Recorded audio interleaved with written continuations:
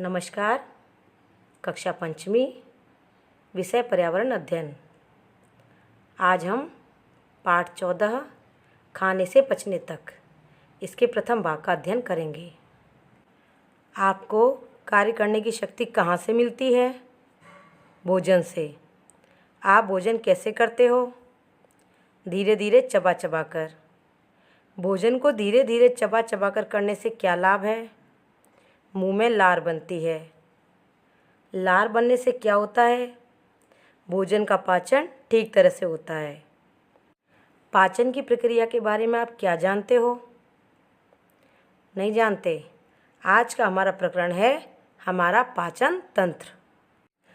वैसे तो आप सभी जानते हो कि भोजन को चबा चबा कर करना चाहिए, लेकिन इससे क्या फ़ायदे हैं ये अभी हम आपको जानकारी देंगे।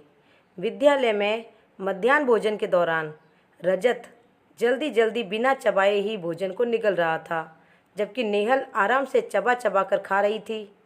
नेहल ने रजत को टोकते हुए उसे चबा चबा कर खाने के लिए कहा।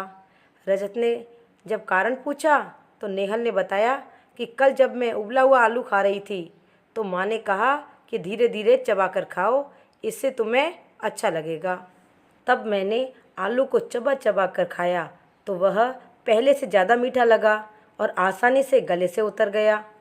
पास ही खड़े शिक्षक ने बताया कि भोजन को धीरे धीरे अच्छी तरह चबाने पर वह लार भोजन के साथ मिल जाती है, जो भोजन को चिकना व पेस्ट की तरह लसलसा कर देती है। मुंह में बनने वाली यह लार भोजन में मौजूद स्टार्च को ग्लूकोज में बदल देती है। इसी ग्लूकोज से यह भोजन मीठा लगने लगता है। मुंह से ही भोजन का पाचन शुरू हो जाता है।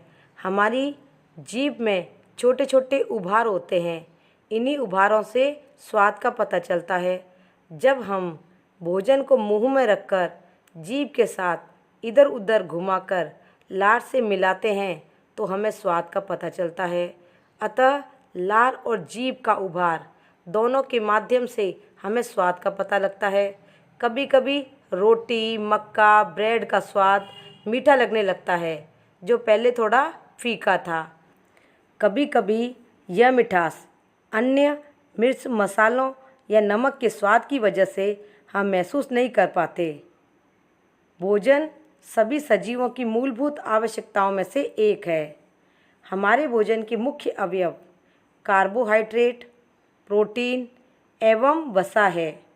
अन्य मात्रा में विटामिन एवं खनिज लवणों की भी आवश्यकता होती है। भोजन से ऊर्जा एवं कई कच्चे कायिक पदार्थ प्राप्त होते हैं, जो वृद्धि एवं ऊतकों के मरम्मत के काम आते हैं। जो जल हम ग्रहण करते हैं वह उपापचयी प्रक्रिया में महत्वपूर्ण भूमिका निभाता है एवं शरीर के निर्जलीकरण को भी रोकता है। हमारा शरीर भोजन में उपलब्ध जैव रसायनों को उनके मूल रूप में उपयोग नहीं कर सकता। अतः पाचन तंत्र में छोटे अणुओं में विभाजित कर साधारण पदार्थों में परिवर्तित किया जाता है। जटिल पोषक पदार्थों को अवशोषण योग्य सरल रूप में परिवर्तित करने की इसी क्रिया को पाचन कहते हैं और हमारा पाचन तंत्र इसे यांत्रिक एवं रासायनिक विधियों द्वारा संपन्न करता है। मनुष्य का पाचन तंत्र चित्र में दर्शाया गया है। इस चित्र को ध्यान से देखिए। इसमें मानव का पाचन तंत्र का चित्र है। ऊपर की तरफ मुख है। मुख में अंदर की तरफ जीभ को दिखाया गया है।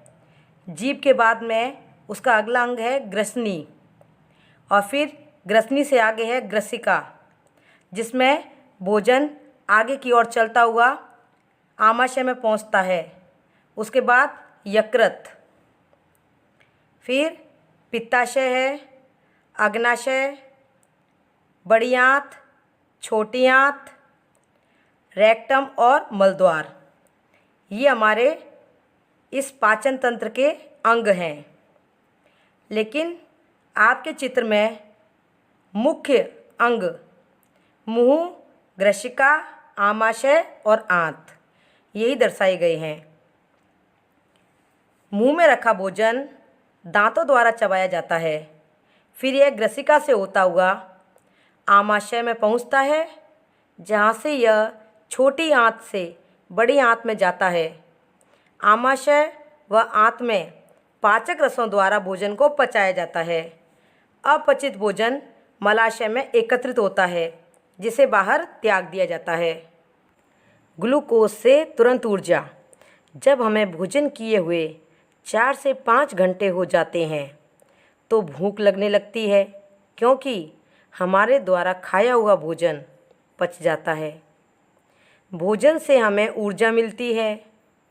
यदि हम पूरे दिन खाना नहीं खाते हैं तो हमें कमजोरी महसूस होने लगती है। रजत एक बार बीमार होने पर अस्पताल गया। इस चित्र को ध्यान से देखिए। इसमें एक बीमार व्यक्ति बेड पर लेटा हुआ है। 2 नर्सें पास में खड़ी हैं जो उसके ग्लूकोज की बोतल लगा रही हैं, और इस छोटे चित्र में दिखाया गया है कि उसको ग्लूकोज की बोतल चढ़ाई जा रही है और दवाइयाँ दी जा रही हैं। जब रजत अस्पताल जाता है तो वहाँ पर बेड पर सो रहे बीमार व्यक्ति के हाथ में नली लगी हुई देखता है।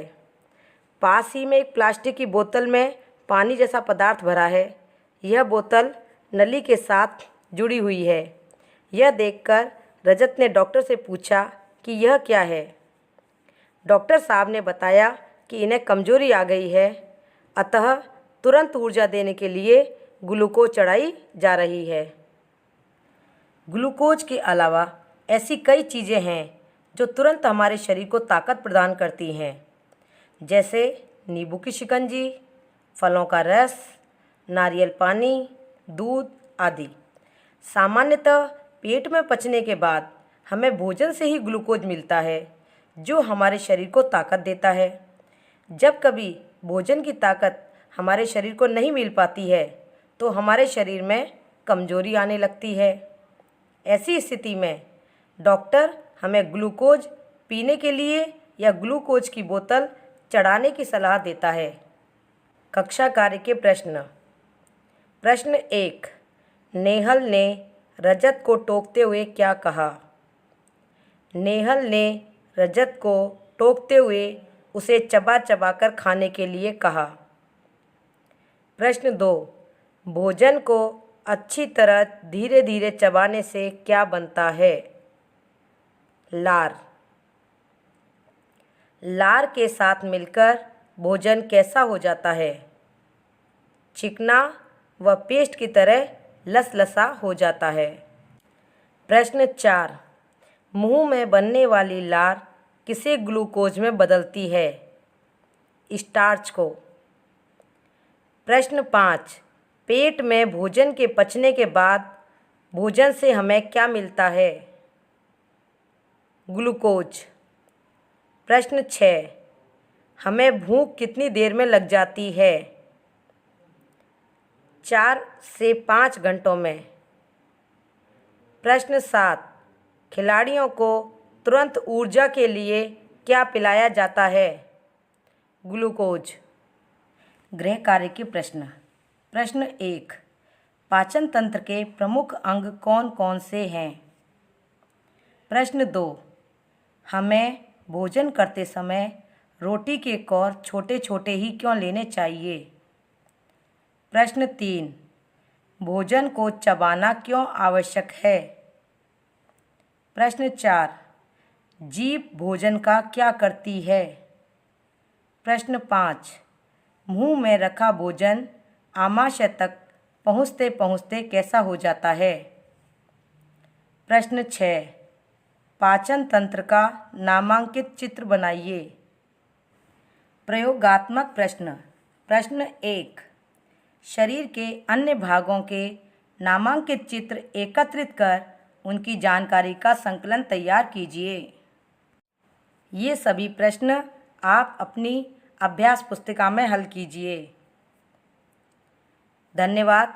जय हिंद, जय भारत।